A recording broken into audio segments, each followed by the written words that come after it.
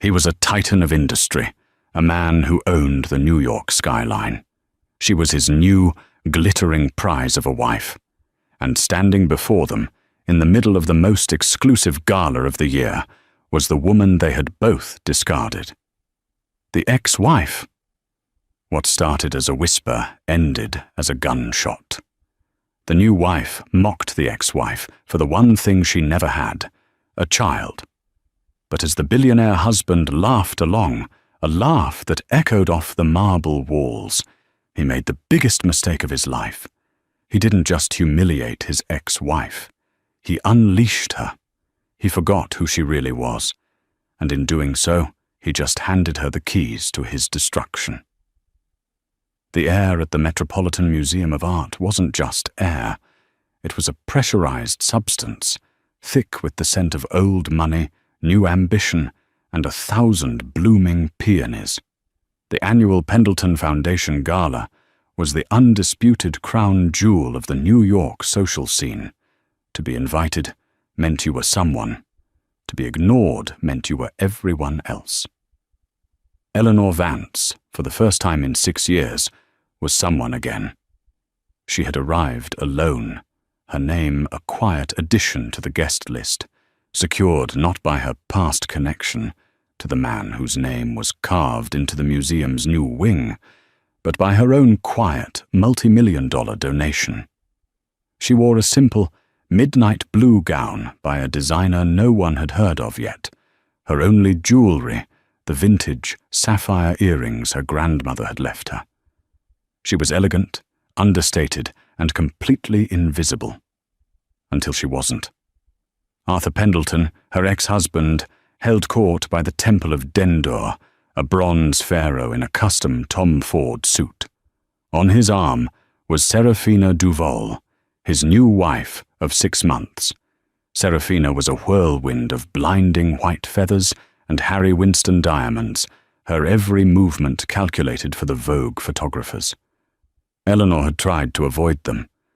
She had made her donation, exchanged pleasantries with the museum curator, and was planning a quiet exit. But Serafina had spotted her. Like a panther spotting a fawn, her eyes narrowed, and a cruel, beautiful smile spread across her face. She glided over, dragging Arthur with her. "Eleanor, I almost didn't recognize you. You look so simple. It's brave." Eleanor inclined her head.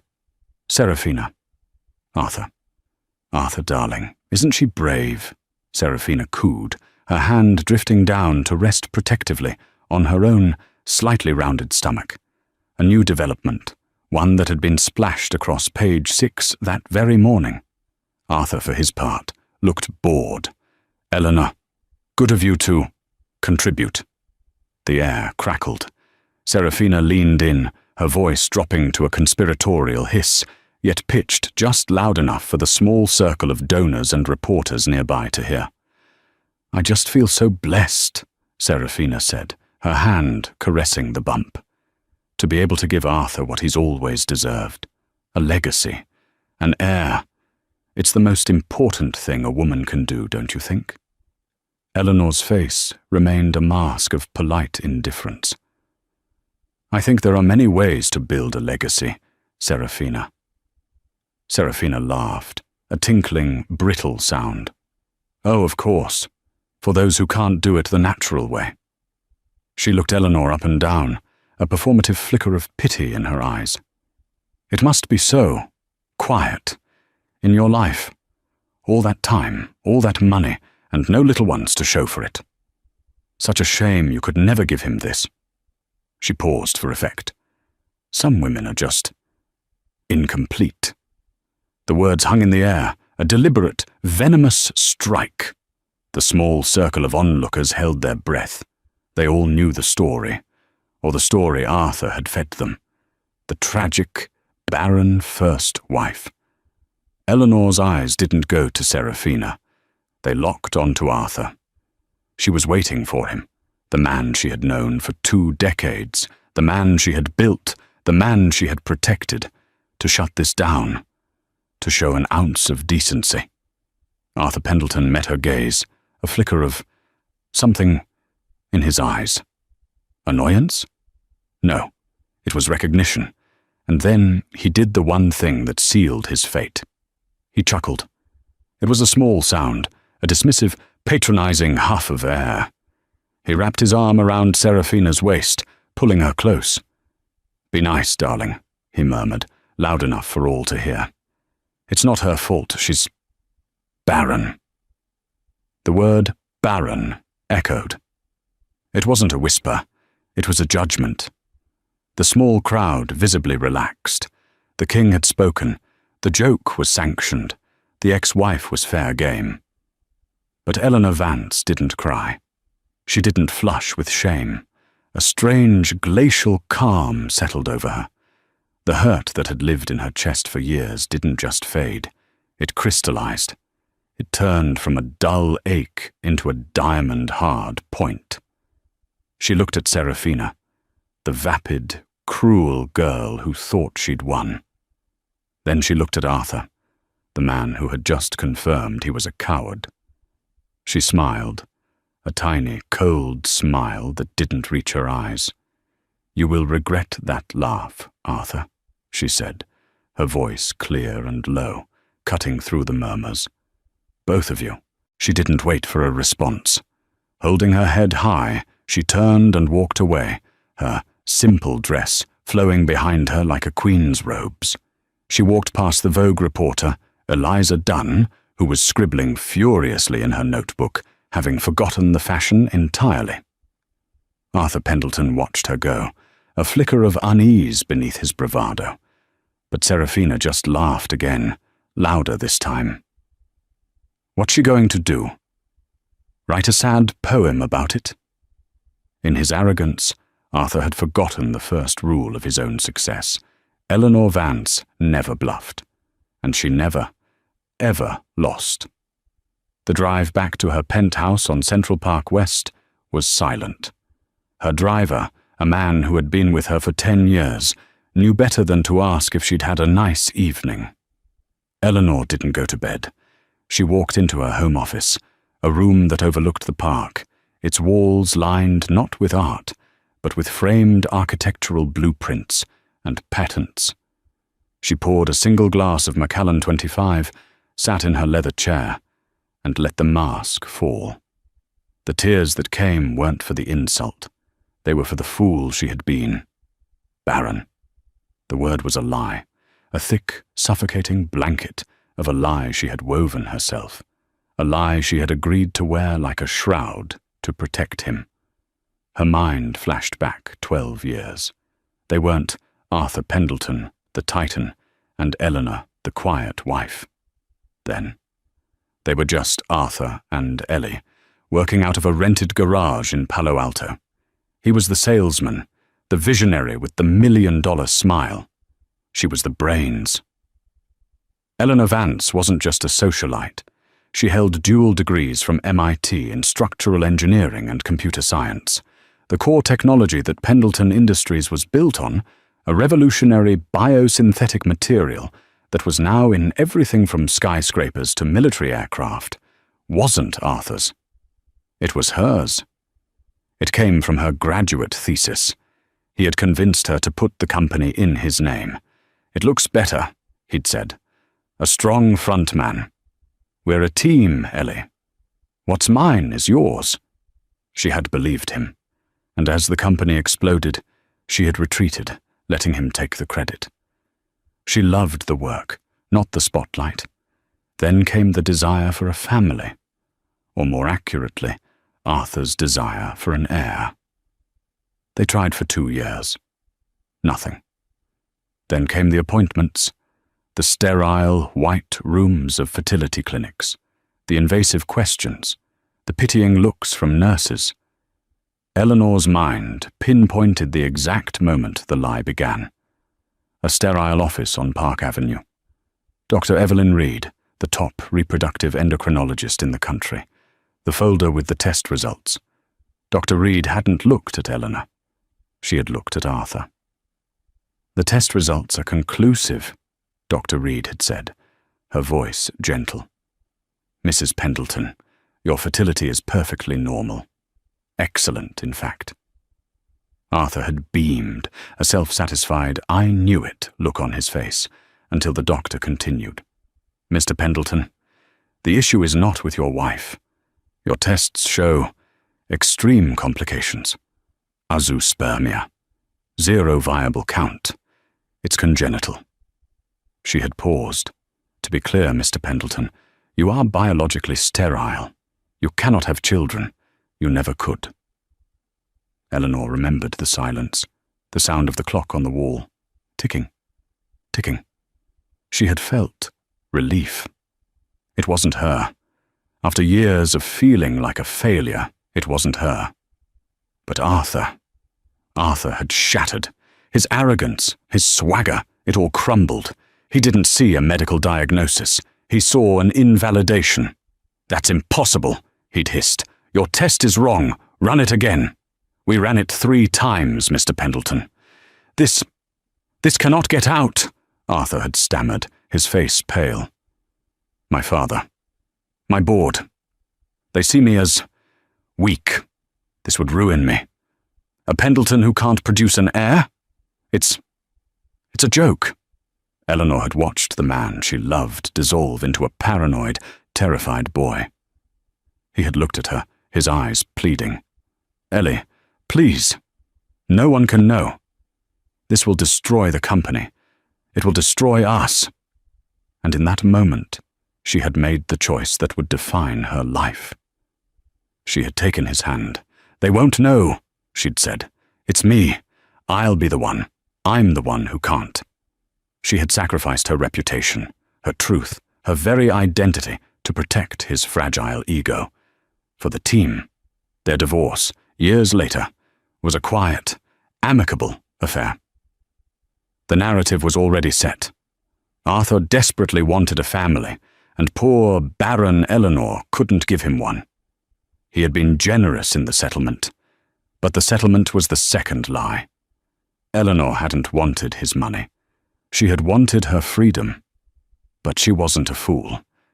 She had leverage, the original patents for her biosynthetic technology. She had agreed to license the core patents to Pendleton Industries for a nominal fee. The license was tied, inextricably, to a 20-page, ironclad non-disclosure and non-disparagement agreement. He could never speak of her. She could never speak of his condition. He paid her to be quiet. He paid her to take the blame. And tonight, with one laugh, one word, "Baron," in front of a Vogue reporter, he had broken the one-sided contract. Eleanor finished her scotch. The ice clinked in the empty glass. The hurt was gone, replaced by a cold, calculating fury. He hadn't just mocked her. He hadn't just called her Baron. He had set her free. She picked up her phone and dialed a number. It rang once. "Marcus," she said, her voice steady. "It's Eleanor. Wake up. We have work to do." Serafina Duval Pendleton admired her reflection in the black mirror surface of her penthouse elevator. The diamonds, the dress, the pregnancy glow. It was all perfect. She had won. She had taken down the ghost of Eleanor Vance. She swept into their sprawling apartment, kicking off her Louboutins. Arthur was already at the bar, pouring a stiff brandy. "Well, that was fun," Serafina trilled, kissing his cheek. "Did you see the look on her face? I thought she was going to turn to dust." "You laid it on a bit thick, don't you think?" Arthur grumbled, not looking at her.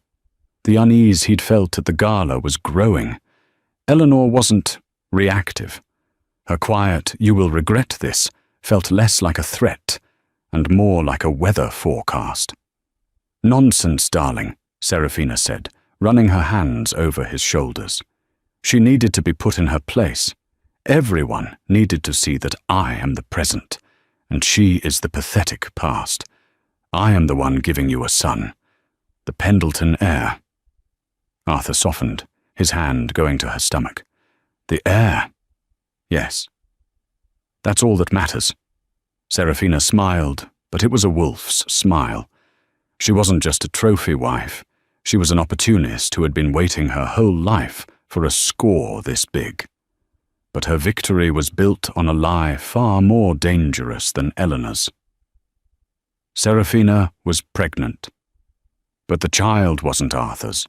The real father was currently sitting on the board of Pendleton Industries, watching his cousin with a hungry patience, Julian Pendleton, Arthur's younger, sharper, and far more ruthless cousin. Serafina's affair with Julian had started 6 months before she'd even met Arthur. Julian was her long-term plan. Arthur was just the shortcut. The plan was simple and brutal. Julian knew Arthur's secret. He'd been digging for years, looking for leverage, and he'd found a disgruntled former assistant who remembered the hushed-up medical crisis years ago. He'd suspected sterility. "You're the Trojan horse, Serafina," Julian had told her in a stolen moment at their Hamptons estate. "Get him to marry you. Get pregnant with my child. He'll be so desperate for an heir, he'll never question the timeline. He'll announce it to the world. And once he does, he's trapped." The plan was for Serafina to discover Arthur's infertility after the baby was born, declare the child a miracle from a sperm donor she'd used in desperation, and paint Arthur as a monster for lying to her. In the ensuing chaos, Julian would trigger a no-confidence vote at the board, using Arthur's fraud as leverage, and take over the company. The baby, his baby, would be the true Pendleton heir, and he and Serafina would control the entire fortune. But tonight, Serafina had gotten cocky. The gala, the public humiliation of Eleanor, that had been her idea. A spontaneous, petty power play. "She's irrelevant, Arthur," Serafina insisted, topping up his glass. "She's a sad, childless woman who designs buildings or whatever. She's nothing. We are everything." Arthur drank, the brandy burning his throat. He wanted to believe her. He needed to believe her. He had built his entire identity on being the strong one, the fertile one, the king. Eleanor's quiet sacrifice had been the foundation of his empire. He had just taken a sledgehammer to it. Meanwhile, across town, Serafina's phone buzzed, a text from a blocked number. "You idiot! You didn't just poke the bear, you poked the dragon. This wasn't the plan. Fix it." It was from Julian. Serafina's blood ran cold. She looked at Arthur, who was now staring out the window, lost in his own insecure thoughts. She'd thought she was playing him, but as she stood there in her $1,000,000 dress, a chill settled over her. What if Eleanor wasn't the only ghost in this penthouse? What if, in her haste to win a small, petty battle, she had just started a war she was not equipped to fight? She had wanted to be the queen. She was beginning to suspect she was just a pawn. He didn't just breach the contract, Marcus. He voided it. Eleanor sat in the glass-walled conference room of Marcus Thorne's law firm, Cravath, Swain and Moore. It was 3 a.m.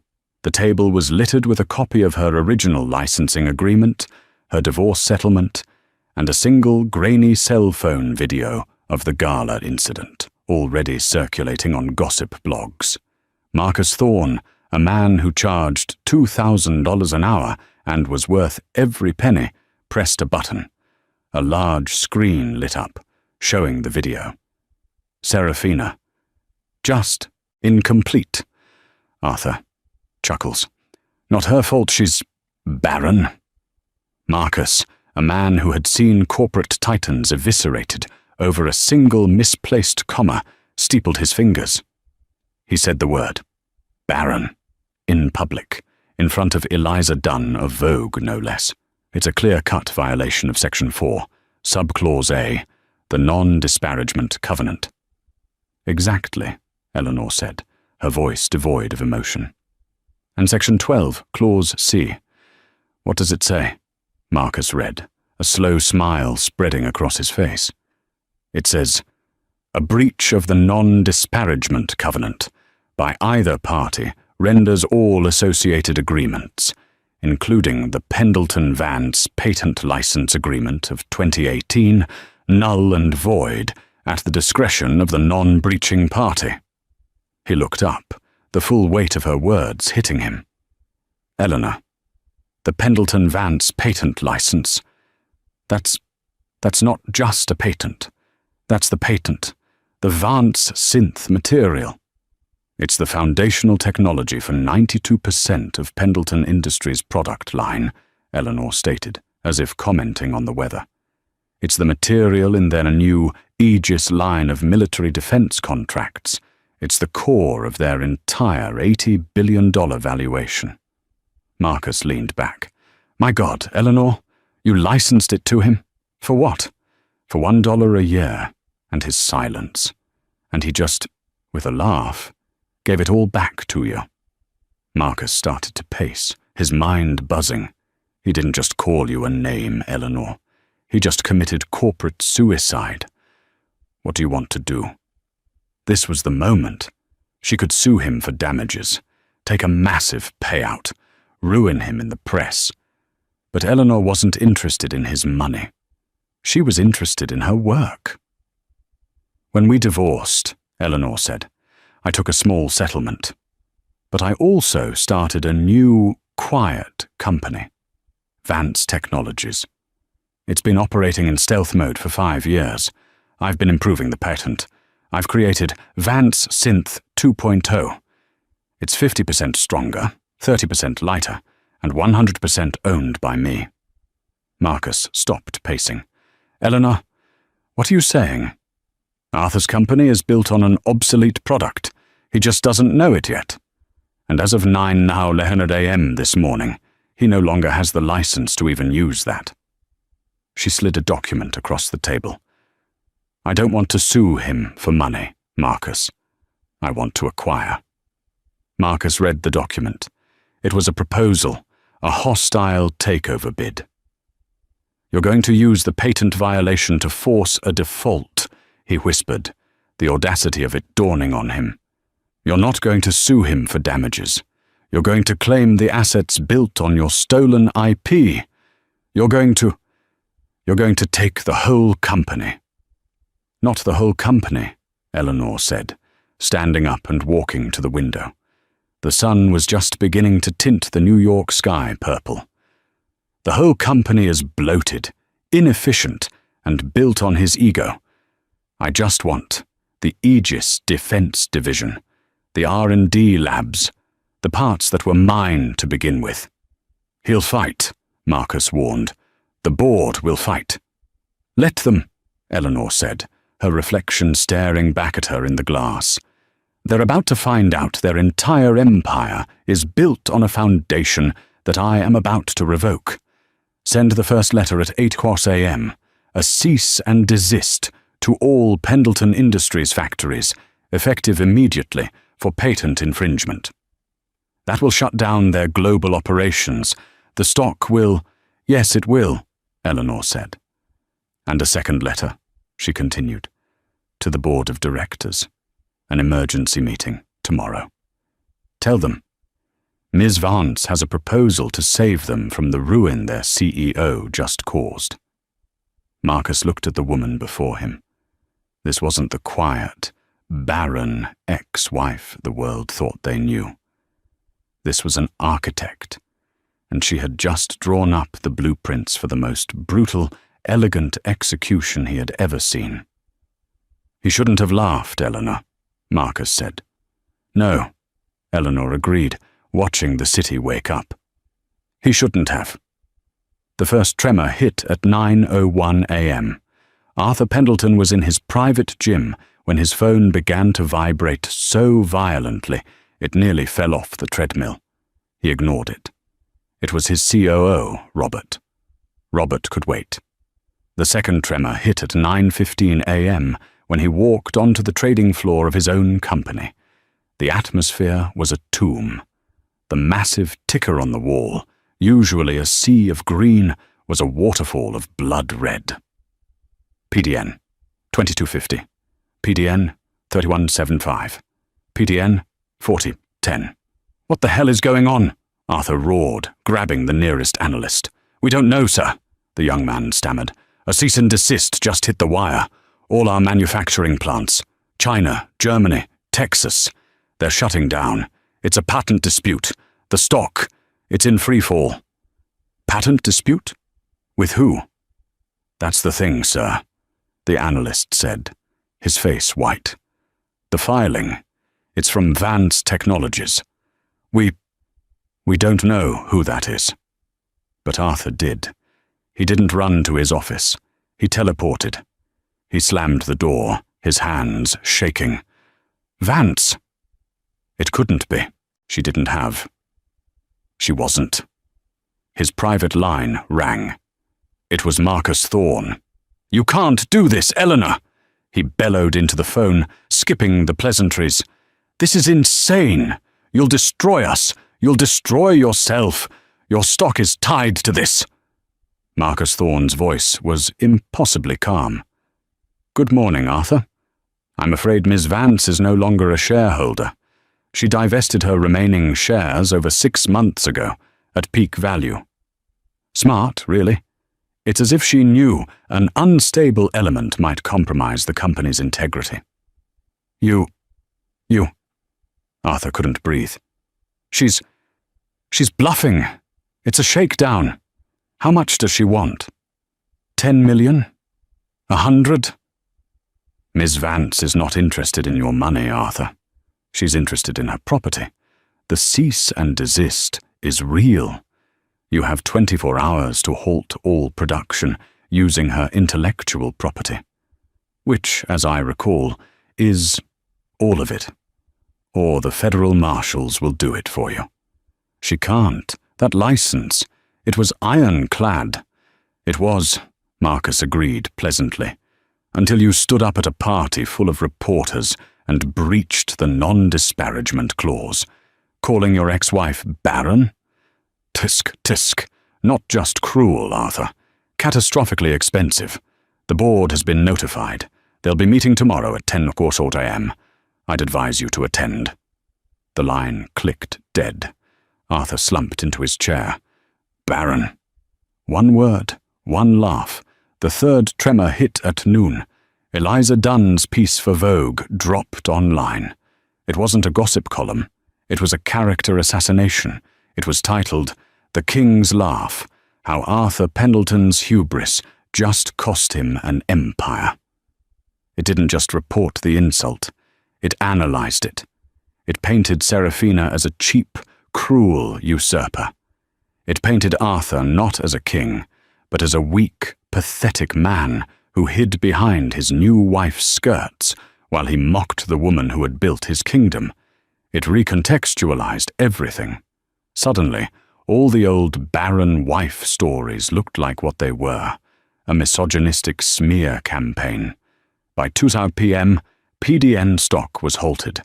The company had lost 40% of its value. Billions. Wiped out.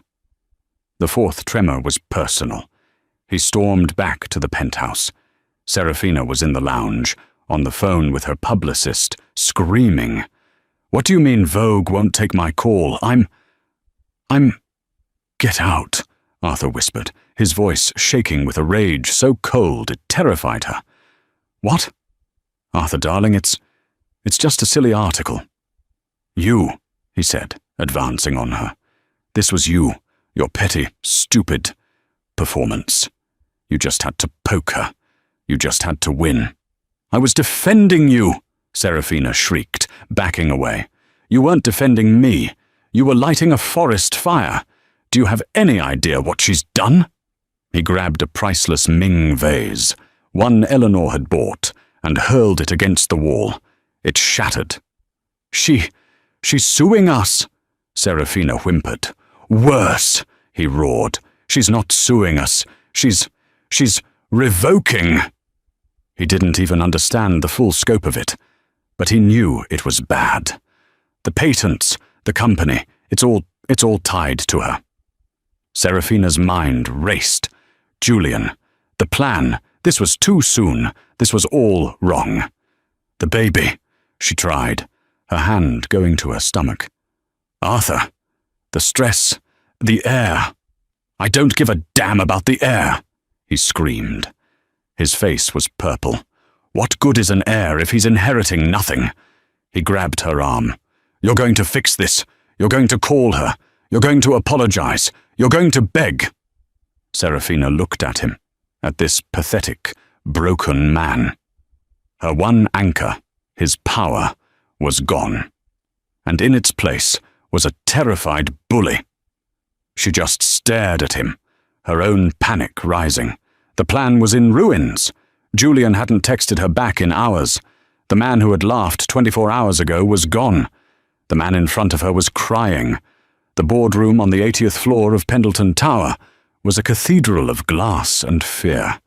The long-time board members, ancient titans of industry, tech billionaires and retired generals, were assembled. There was an empty seat at the head of the table. Arthur sat to the right, looking like he had aged 20 years. Serafina was nowhere to be seen. Julian Pendleton sat at the far end, his face a perfect, unreadable mask. "This is an outrage," Arthur blustered, though his voice was thin. "A marital dispute. She's a bitter woman. She's a woman who just cost us $30 billion in 8 hours, Arthur," growled General Hastings, a man who ran the Aegis Defense Division. "I've got a call from the Pentagon screaming about national security.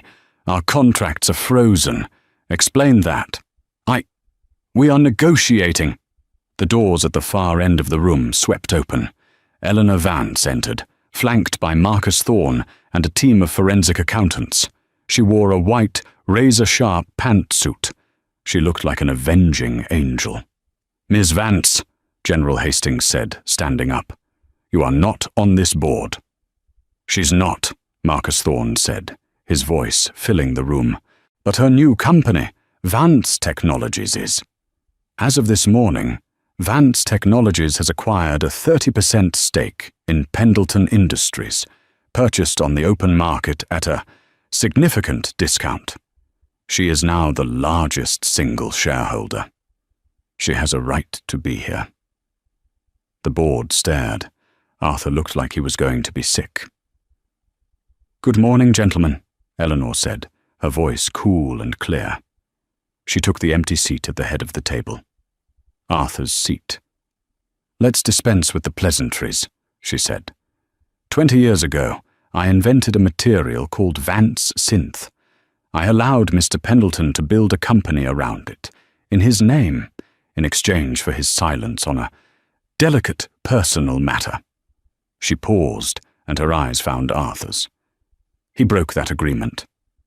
"He called me Baron at a party," Eleanor said, and for the first time, every person in that room heard the story from her side. A term he knew to be false, a lie he created, a lie I carried for him for 15 years to protect his ego, his condition. The board was silent. "Condition?" whispered one member. "Arthur Pendleton is, and always has been, sterile," Eleanor stated flatly. The gasp in the room was deafening. Arthur was exposed. The king was not just naked, he was a fraud. "Which," Eleanor continued, her gaze sweeping the table, "brings us to a fascinating secondary problem."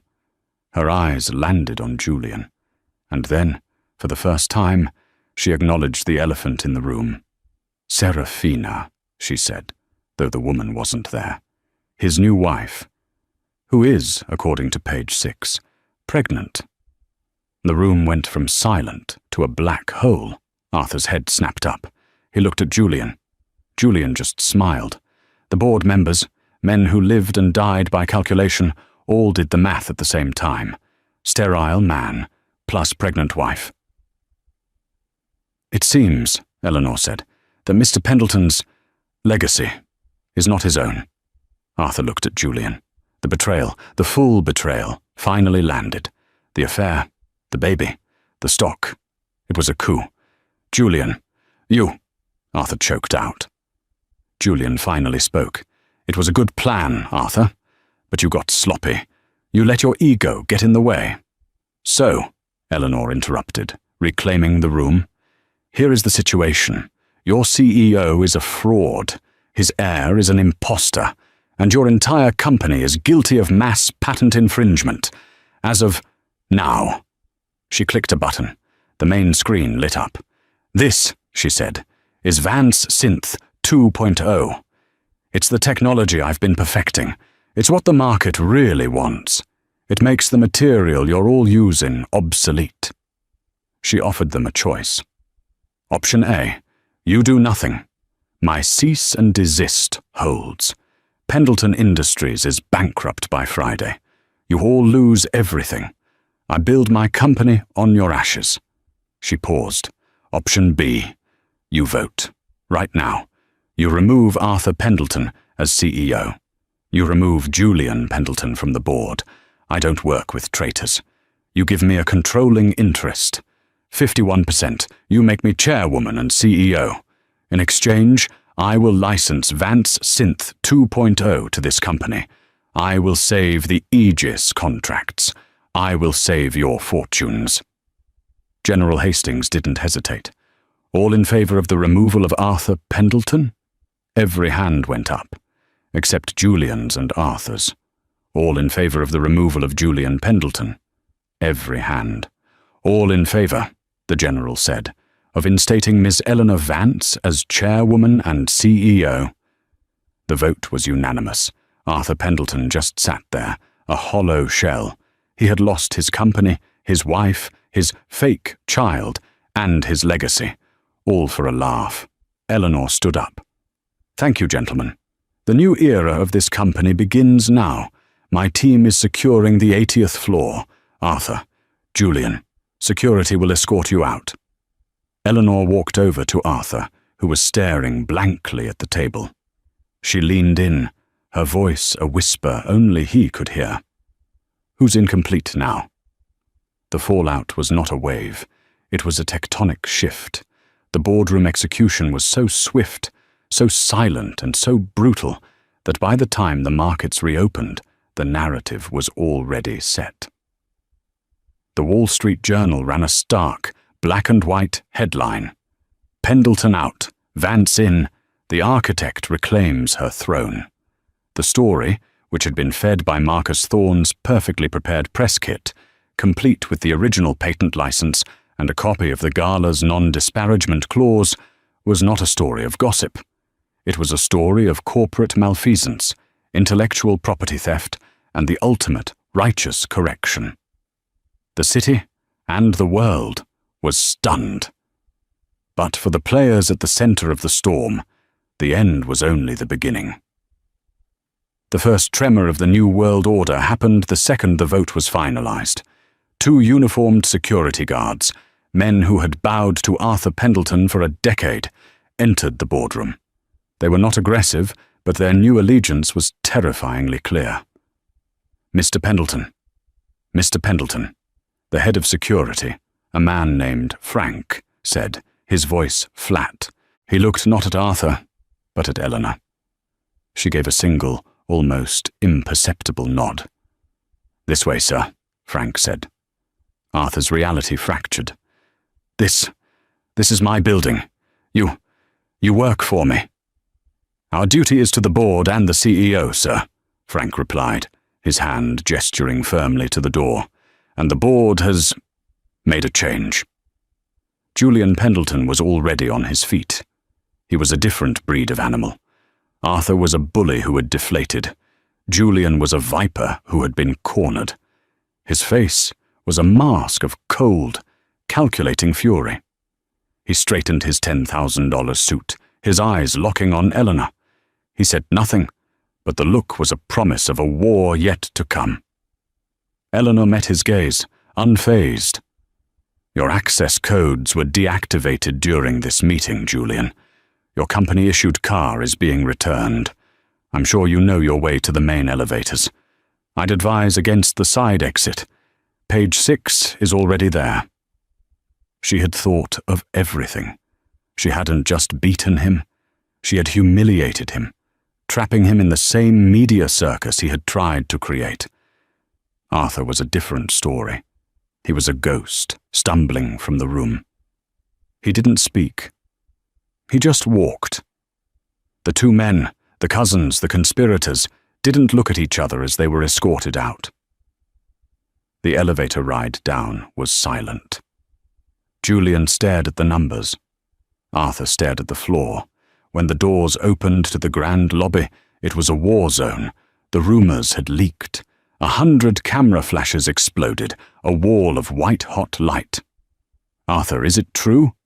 Mr. Pendleton, have you been fired? Who is Eleanor Vance?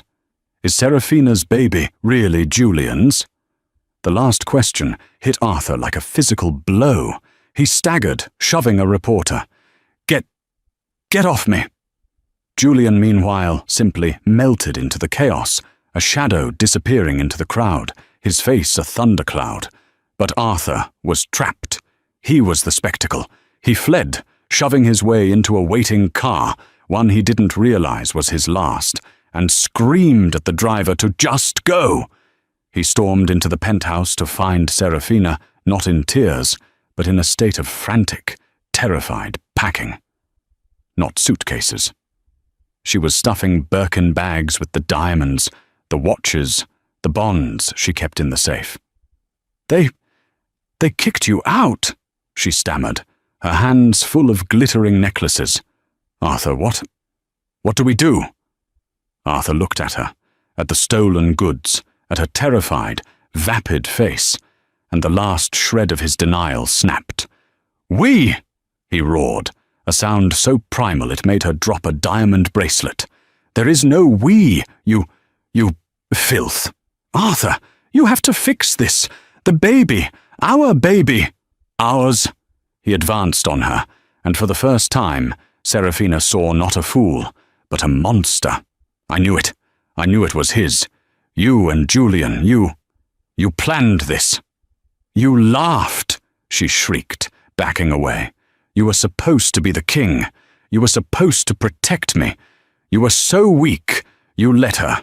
That nothing—" "She is not nothing," Arthur screamed, his voice cracking. "She's everything. She's the company. She's the money. She's the heir. And you stupid girl. You just had to mock her." He grabbed her arm. "This is all your fault." "My fault? You're the one who's sterile. You pathetic old fraud." The word hit him harder than any camera flash. He stopped. The fight drained out of him, replaced by a cold, black emptiness. He let go of her arm. "Get out," he whispered. "What?" "The lawyers. My lawyers. Well, her lawyers now. They're freezing everything. The accounts, the cars, this penthouse." He looked around, as if seeing the gilded cage for the first time. "It's all tied to the company. It's all hers. It always was." Seraphina's blood ran colder than the diamonds in her hand. What do you mean? You're Arthur Pendleton. You have other money." Arthur just laughed, a dry, broken, hollow sound. The sound of a man who had just realized his entire life was a loan he could never repay. "No, I don't. It was all stock. It was all her."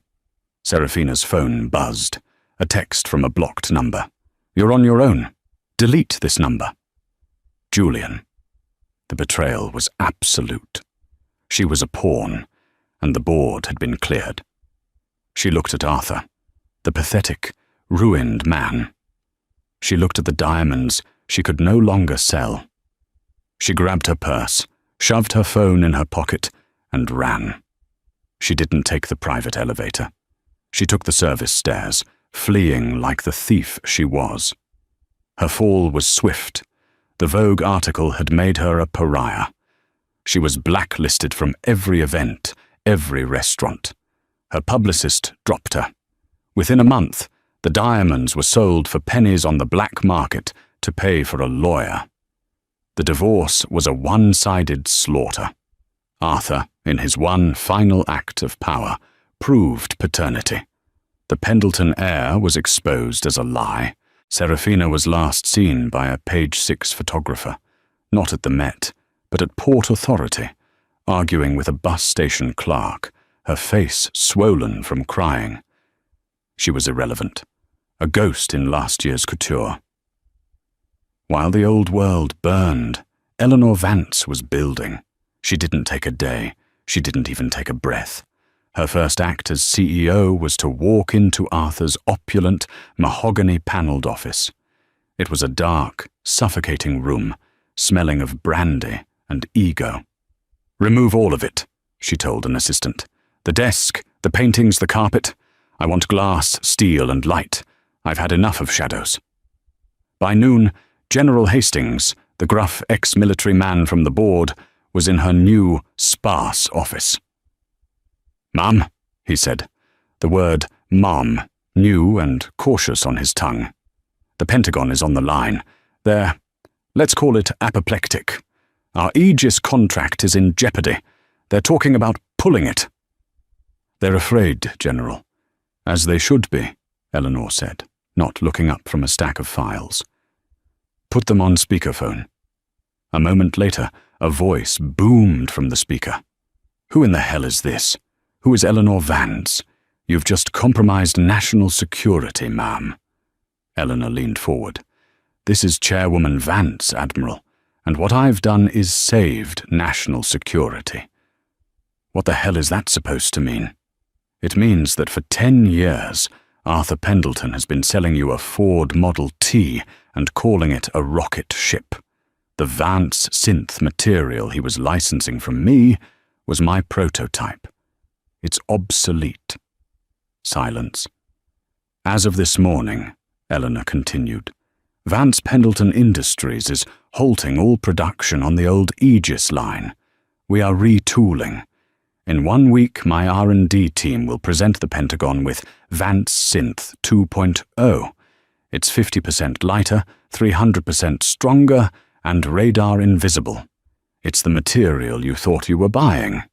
It's the material I've been perfecting for the last 5 years, while Mr. Pendleton was at galas." More silence. The Admiral was stunned. You have this?" "It's ready," he stammered. "I don't make promises I can't keep, Admiral. You'll have the new specs by 5 o'clock. And you'll find our new bid is 10% cheaper, as we're no longer padding the budget for executive luxuries. It's a pleasure to do business with you." She cut the line. General Hastings stared at her. He had served with presidents, with kings. He had never seen anything like this. A slow smile spread across his face. He was a soldier. He recognized a true commander. "Welcome aboard, ma'am," he said. And this time, he meant it. Months passed. The company, under her leadership, didn't just stabilize, it soared. The engineers and designers, who had been stifled under Arthur's sales-first mentality, were unleashed. They worshipped her. She spoke their language. She was one of them. Forbes put her on the cover. The trillion-dollar architect, the woman who built, was betrayed and built it better. But as her star rose, the others found their final, fitting hells. Julian Pendleton found his in exile.